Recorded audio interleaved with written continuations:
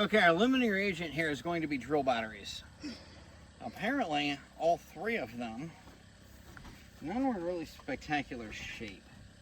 Let's get the top here perfect. And like Tyler said, every cut was made with a chainsaw. So it is going to be a rather rough table. Some cuts used with the chainsaw by a 14-year-old, so. Yeah. Probably want to keep it in this hard stuff. Yeah, for sure. Okay. You twist that out some. Oh, sure looks pretty good. Beautiful. Wood's softer down there. Can you twist this one for me?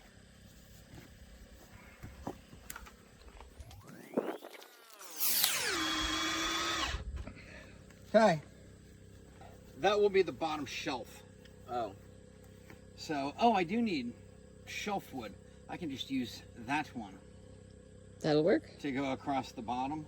And there's our tabletop. And then we got the other ones set up. I just need to finish driving these in. This table's going to be beautiful. It is going to be rough cut. So we determined, putting this together, that multiple of these screws broke off. So we needed a pre-drill. The good news is I set it up so you're not going to see any of those screws. The legs are going to go right on top like this. And you can see here, we just got done pre-drilling. We'll get one of these in, and then I'll put the bottom box on so we have a lower shelf. I probably don't need that bottom box. I can make 2 tables out of this. But we'll put it together and see how it works. We are now putting the base on this. Pre-drilling the screws helps a lot. Make sure you're using exterior screws. I got the 3-inchers. I think I got 3-inchers. Yeah, 3-inchers. Because I'm going through an 1.5 inches of wood here. All right. Keep this right on the line. I decided this at the longest point is 6.5. So we put it 7 inches up. That way, if it ever does get muddy out here, it can't sink down. Or at least not more than 1/2 inch. But most of the time, that's not sitting on the ground rotting away. That's the logic, at least. And that's that. Then we'll flip it over and do the other side. Yay. Go ahead and stand that up. I'm reasonably certain that won't blow away in a hurricane. Or a tornado. Yeah, which is way more likely in Tennessee.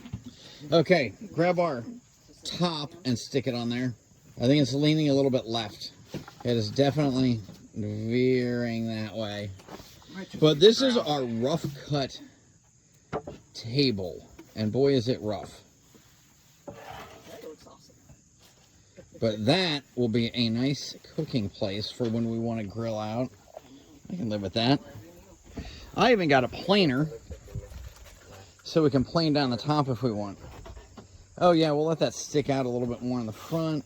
That side looks good. I love that red. I really have to learn what kind of wood this is. But that red look looks awesome.